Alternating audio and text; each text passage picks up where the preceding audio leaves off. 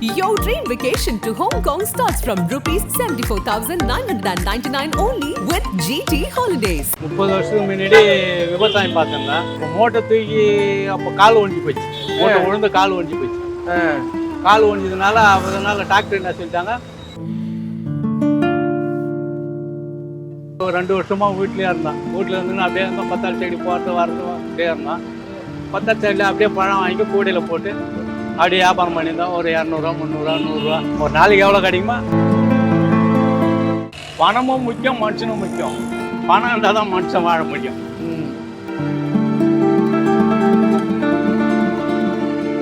சண்டைலாம் போட முடியாது. சண்டை போட்டு நம்ம எங்கே போட முடியும்? அவன் தனியாக இருப்பான், சண்டை போட்டு போயிடுவான். நம்ம போட முடியுமா? அவ்வளோ தொழில் வச்சு ஞாபகம். தொழில் முன்னேறணுனாக்கா நம்ம வந்து நம்மளுக்கு எவ்வளோ திறமை இருக்குதோ அதை வச்சு தொழில் பண்ண வேண்டியது தான். ஆசை இருக்குங்க சார். ஆசை இல்லை, என்ன மாதிரியான ஆசை? யாருக்கும் இல்லாத ஆசை கிடையாது. சொந்தமாக வீடு இருக்குன்னு ஆசை இருக்குது, சொந்தமாக ஒரு வண்டி இருக்குன்னு ஆசை இருக்குது, எல்லாமே ஆசை இருக்குது. எனக்குன்றதுக்குல எல்லாருக்கும் ஆசை இருக்குது. ஆனால் அந்த ஆசை உங்கள்கிட்ட எத்தனை சட்டை இருக்கு? இல்லை கேட்குறேன் நான். சட்டை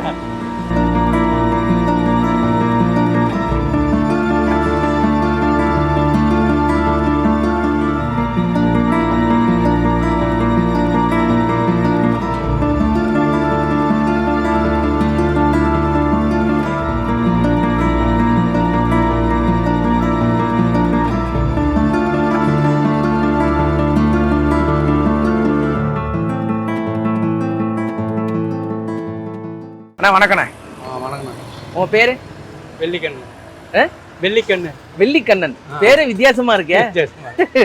சரிண்ணா, எத்தனை வருஷமா இந்த வியாபாரம் பண்ணிக்கிட்டு இருக்கீங்க? 30 வருஷமா பண்றேன் இதே வியாபாரம். சரி, 30 வருஷத்துக்கு முன்னாடி என்ன பண்ணீங்க? 30 வருஷத்துக்கு முன்னாடி விவசாயம் பார்த்திருந்தேன். எந்த ஊர்ல? திண்டிவனம் பக்கம் மயிலம். ஓகே. அதுக்கு பிற்பாடு அங்கேருந்து இங்கே ஆயா வீட்டுக்கு வந்துட்டேன். வந்த உடனே ஆயா வீட்டுல வந்து மூட்டை தூக்கியிருந்தேன் 10 செவலில். இப்போ ஊர்ல விவசாயம் பார்த்துக்கிட்டு இருந்தீங்க, இங்க வந்து மூட்டை தூக்குனீங்க. எதனால வந்தீங்க? என்ன பிரச்சனை? சென்னை போனால் பிழைக்கலாம் அப்படின்னு வந்தோம். அங்கே வருமானம் கம்மியாக இருந்தது. அப்போதைக்கு ஒன்றும் வருமானம் இல்லை. அதனால சென்னை போனால் பிழைக்கலாம் அப்படின்னு ஆயா வீட்டுக்காக வந்தேன். இங்கே வந்த நேரத்தில் சரி ஆயா வந்து வண்டி வச்சுக்கின்னு இந்த மூட்டை பருப்பு மூட்டைகள்லாம் தூக்கிட்டு கடைகளுக்கு போடுறதுக்காக வேலை செஞ்சிருந்தோம். ஓகே. அங்கே வந்து வேலை செஞ்சிருந்தோம். அப்போ எவ்வளோ சம்பளம்? அப்போல்லாம் வந்து மூட்டை கணக்கு, சம்பளம் கிடையாது. மூட்டை கணக்குனா மூட்டைக்கு அப்போல்லாம் வந்து 2000 ரூபா 3 ரூபா 5 ரூபா மூட்டைக்கு தந்த வெயிட்டு. 100 கிலோவுக்கு 3 ரூபா, 50 கிலோவுக்கு வந்து 2 ரூபா அப்போதைக்கு இருந்தது. மூட்டை தூக்குவீங்களா? அப்போ தூக்கணும். அது சொன்ன 30 வருஷத்துக்கு முன்ன அண்ணாண்ட தூக்கணும். அவ்வளோ பலம் இருந்துச்சு. ஆமாம். அப்போ மூட்டை தூக்கி அப்போ கால் ஒடிஞ்சு போச்சு. மூட்டை விழுந்து கால் ஒடிஞ்சு போச்சு. கால் ஒடிஞ்சதுனால அதனால டாக்டர் என்ன சொல்லிட்டாங்க, நீ மூட்டை தூக்கினா மறுபடியும் அந்த கால் திருப்பாயிடும். நீ மூட்டை தூக்காதீங்க, நீ வேறு எதனா உட்காந்து எதனா வேலை பார்க்குற மாரி சும்மா மூட்டை சாப்பாட்டுக்காக பார்த்துங்க அப்படின்னு சொன்னாங்க. அது வந்து அந்த வேலையை விட்டு, மூட்டை தூக்குற வேலையை விட்டு அப்படியே ஒரு 2 வருஷமாக வீட்லேயே இருந்தேன். வீட்டில் இருந்துன்னு அப்படியே இருந்தோம். 10 செடி போகிறது வர்றது அப்படியே இருந்தோம்.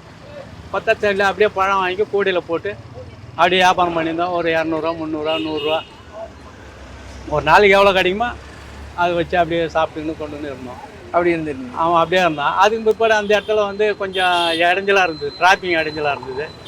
போலீஸ்காரெலாம் வந்து இங்கே போடாதீப்பா, கடைக்காரெலாம் ரொம்ப தொந்தரப்படுது, டிராஃபிக் ஆகுது, வெளியில் எங்கன்னா அவுட்டில் இடமா தாராளமாக இருக்கிற இடத்துல போய் போட்டுக்க அப்படின்ட்டாங்க.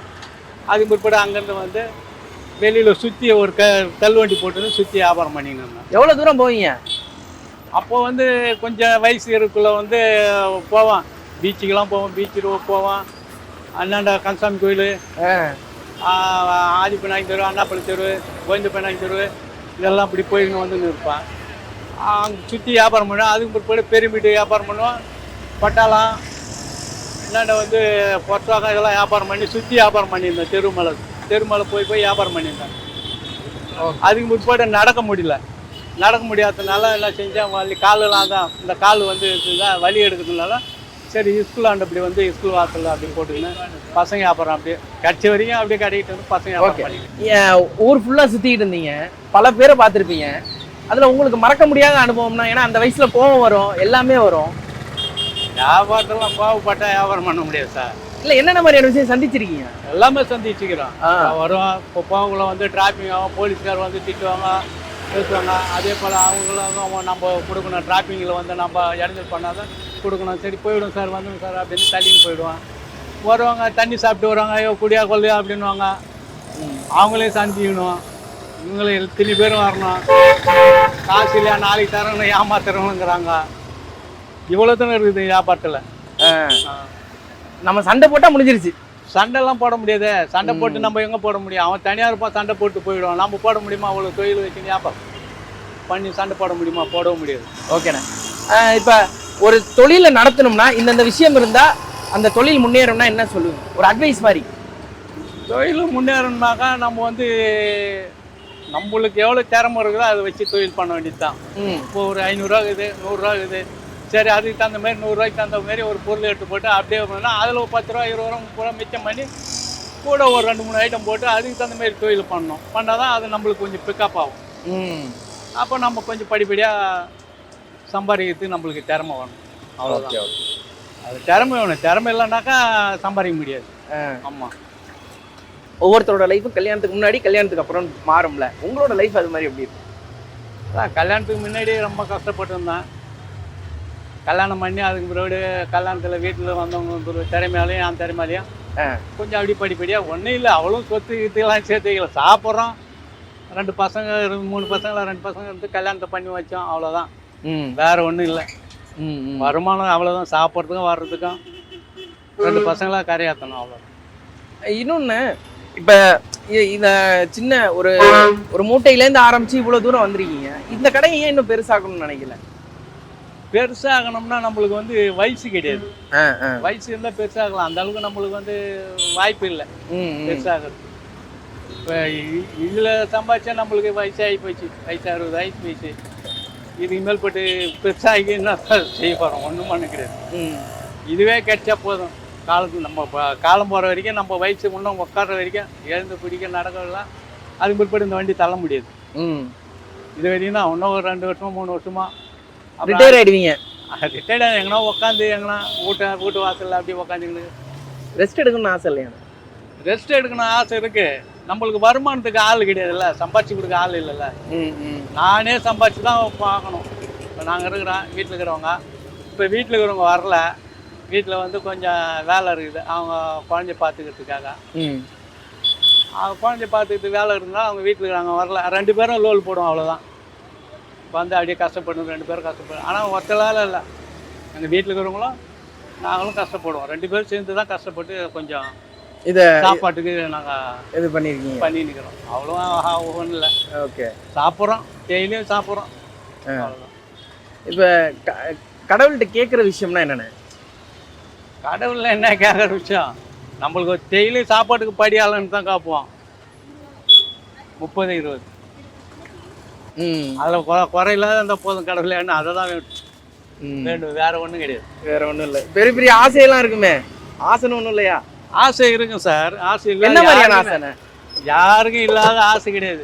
சொந்தமாக வீடு இருக்குன்னு ஆசை இருக்குது, சொந்தமாக ஒரு வண்டி இருக்குன்னு ஆசை இருக்குது, எல்லாமே ஆசை இருக்குது. எனக்குன்றதுக்கு இல்லை, எல்லாருக்கும் ஆசை இருக்குது. ஆனால் அந்த ஆசை நிறைவேற்றுறதுக்கு எதுவும் கிடையாது. நம்மளுக்கு வருமானம் கிடையாது. நம்ம தொழிலுக்கு தகுந்த மாதிரி தான், சாப்பிட்றதுக்கு தகுந்த மாதிரி வருமானம். அவ்வளோதான் நம்மளுக்கு ஆசை. நம்மளுக்கு நம்ம ஆசைப்படுறதுக்கு வந்து கொடுக்குறது அவ்வளோதான் கடவுள். வேற எந்த ஆசை கிடையாது. திட்டிருக்கீங்களா? என்னைக்காச்சும் திட்டிருக்கீங்களா அவரை? யார்? கடவுளையா? கடவுளை பற்றி எதுவும் நான் திட்டுறது கிடையாது. கடவுளை நம்மளுக்கு அன்றைக்கி என்ன படி அளந்தாரோ அதான். இன்னும் நீங்கள் என்ன இவ்வளோ தரம் உனக்கு வருமானம் அப்படின்னு படி அளவு தான் நம்மளுக்கு. வேறு எதுவும் கிடையாது. சரி. இன்னொரு விஷயம், இவ்வளோ சொல்கிறீங்க, கடவுளை திட்டினதுலாம் சொல்கிறீங்க. நமக்கு எது கொடுத்தாரோ அது போதுங்கிற ஒரு மனநிலையிலையும் இருக்கிறீங்க. ஆமாம், நம்மளுக்கு ஒரு நாளைக்கு இவ்வளோ தான் அவர் அளந்துடுறாரு படி. அப்புறம் அதுக்கு மேலே அவர் என்ன கேட்க முடியும்? நீ இந்த அளவு தான் இருக்கணும் அப்படி நம்மளுக்கு தான். இன்னும் பெரிய அளவுக்கு ஆகிற மாதிரி தான் ஆகலாம். இன்னும் பெரிய அளவு கடவுள் நினச்சா எது வேணாலும் செய்யலாம். செய்யறதுக்கு இல்லை. யார் யாரை எங்கெங்கே வைக்கணும் அங்கங்கே தான் வைப்பாப்புல.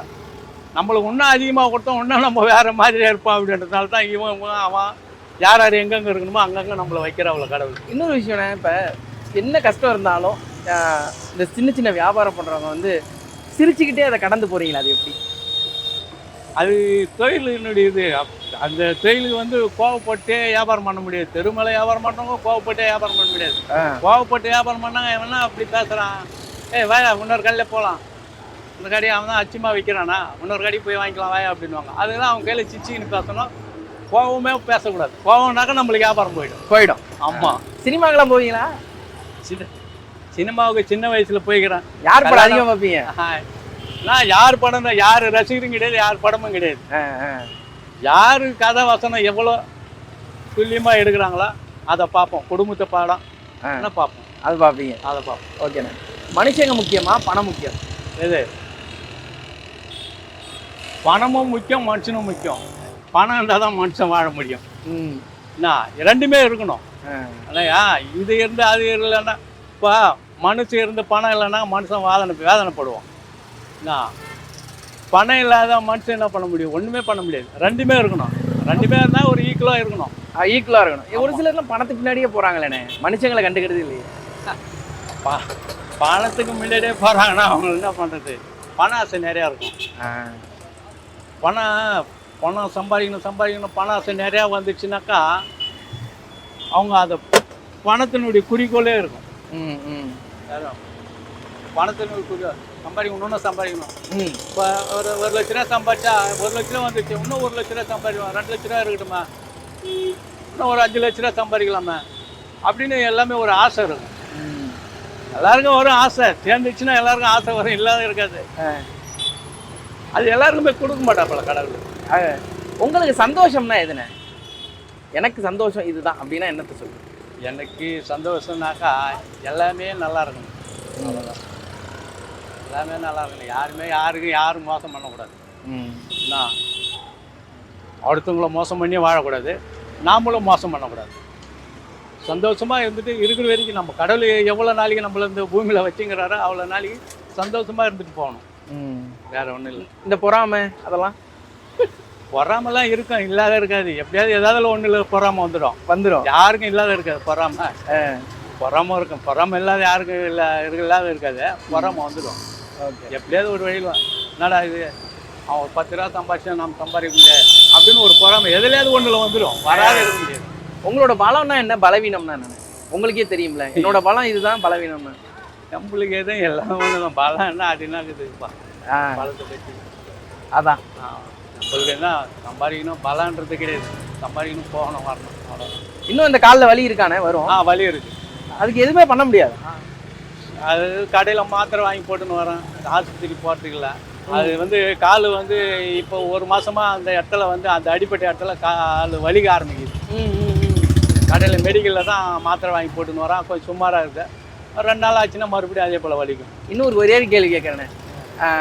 எல்லாரும் எல்லா குடும்பத்துலேயும் அப்பாக்கள் அவ்வளோ சீக்கிரத்தில் ஆசைப்பட மாட்டாங்க, பசங்களுக்கு செய்வாங்களே, நான் தனக்கு செஞ்சுக்க மாட்டாங்க. அது எதனாலண்ணே? புள்ளையை பெற்றுட்டோமே, புள்ளையை பெற்றாச்சா அதுக்கு எதனா ஒரு நல்லது செய்யணும், போகணும், வரணும், செஞ்சால் தான் நம்மளுக்கு நல்லதாக இருக்கும். அதுக்கு செய்யாத விட்டாக்கா 4 பேர் என்ன எதனா சொல்லுவாங்க, என்னடா அந்த புள்ளை இப்படி வளர்த்துட்டான், இப்படி போயிட்டான், அது இப்படி கிடக்குது, இப்படி போகுது, அது கவனிக்காதான் அவன் போகிறான், அவன் இப்படி போகிறான் வரான், அவனை இதே பார்த்துக்கிறான், பிள்ளையை பார்க்கல, அவன் சூழ்நிலை வரைக்கும் பார்க்குறான், பிள்ளையை பார்க்கல. அதனால் எதனா சொல்லிட்டு போகிறாங்கன்னு பாதி பேர் பிள்ளைகளை கவனித்து பார்க்குறோங்கிறாங்க. பாதி பேர் அது போல் நம்ம பேச்சே கேட்க மாட்டுது, அதுக்கு என்ன நம்ம செய்யுது. உங்கள்கிட்ட எத்தனை சட்டை இருக்குது? இல்லை கேட்குறேன் நான். சட்டை எங்கெல்லாம் ஒரு 6-7 சட்டை இருக்கும். 6-7 சட்டை தானே? ஆமாம். ஏன் அது மேலே டிஷர்ட் ஒரு 5 இருக்கும். அது போதும். அவ்வளோதான். துணி மேலே கூட ஆசை இல்லை உங்களுக்கு? துணி மேலே ஆசை இருக்கும். துணி மேலே ஆசை இருந்தாலும் நம்மளுக்கு எடுக்கிறதுக்கு விருப்பம் இருக்காது. வீட்டில் இருக்கிறவங்க தான் எல்லாமே எடுத்து கொடுப்பாங்க. லிங்கு சட்டை எதாக இருந்தாலும், துணியாக இருந்தாலும் சட்டா, போட்டுக்கிற பொருளாக இருந்தாலும் சட்டா, அவங்க தான் எனக்கு பார்த்து எடுத்து கொடுப்பாங்க. அவர் இப்படி வச்சுருக்கணும், நல்லா இருக்கணும், நல்லா போகணும், வரணும்னுட்டு அவங்க தான். எங்கள் வீட்டில் இருக்கிறவங்க தான் அவ்வளோ நம்ம வீட்டில் இருக்கிறவங்களாம் சந்தோஷமாக வச்சுருக்கணும், பாவப்படுத்தக்கூடாது, அவ்வளோ கஷ்டப்படுத்தக்கூடாது, நல்லா வச்சுருக்கணும். எங்கள் வீட்டில் இருக்கிறவங்க தான் வச்சுருப்பாங்க. அவங்க தான் எனக்கு எல்லாமே செய்வாங்க. உங்களுக்கு கல்யாணம் எவ்வளோ வருஷம் ஆச்சு? எனக்கு கல்யாணம் ஆகி 30 வருஷம் ஆகுது. 30 வருஷம் ஆச்சு. இப்போ புதுசாக கல்யாணம் பண்ணுறாங்கல்ல, அவங்களுக்கு ஒரு அறிவுரைனா என்ன சொல்லுவீங்க? இந்த காலத்து பிள்ளைங்க எதுக்கு எடுத்தாலும் கோவப்படுது, அதனால சொல்கிறேன். அறிவுரைனா நம்மளுடைய கஷ்டத்தை பற்றி அவனுக்கு சொல்ல வேண்டியது வரும். நான் அப்படிலாம் இருந்தேன் சின்ன வயசில், அப்பா அம்மா பேச்சு வந்து டேய் இப்படி போவாத அப்படி போவாத, இது செய் இப்படி வா, வாழ்க்கையில் முன்னுக்கு வரணும், இது செய்யணும் அது செய்யணும் அப்படின்னு சொல்லுவாங்க. அதுதான் நான் இது போல் கஷ்டப்பட்டுக்கிறேன், அந்த கஷ்டம் உனக்கு வரக்கூடாது, இது நல்லது செஞ்சுக்கோ, இப்போயே நல்ல வழியில் போ, 4 ரூபா சேர்த்து வச்சுக்கோ, சேர்த்து வச்சுன்னா நாளைக்கு உங்கள் பொண்டாட்டி வந்தாங்க எடுத்து செலவு பண்ணலாம், பிறந்த செலவு பண்ணலாம். நீ கல்யாணம் பண்ணிட்டு பிற்பாடு 10 ரூபா உன்னால் சம்பாதிக்க முடியாது, பிள்ளைய பார்க்க முடியாது, பொண்டாட்டி பார்க்க முடியாது, யாரும் பார்க்க முடியாது, சம்பாதிக்க முடியாது. சம்பாதிக்கிறது பிள்ளைக்கு பொண்டாட்டிக்கு சாப்பிட்றதுக்கு தான் ஆகிடும். இன்றைக்கி வந்து நீ தனியாக இருக்கலாம், சம்பாதிச்சு சேஃப்டி பண்ணால் தான் நாளைக்கு பொண்டாட்டி புள்ள வந்த பிற்பாடு அதில் எடுத்து செலவு பண்ணால் சம்பாதிக்கிறது மிச்சமாகும். ரொம்ப சந்தோஷம், நன்றி. 6 முதலமைச்சர்களுடனான அனுபவம் பகிர்கிறார் டைரக்டர் ரைட்டர் VC குகநாதன். உங்கள் நக்கீரன் இதழில் சினிமா கொட்டகை புதிய தொடர் வாங்கி படியுங்கள்.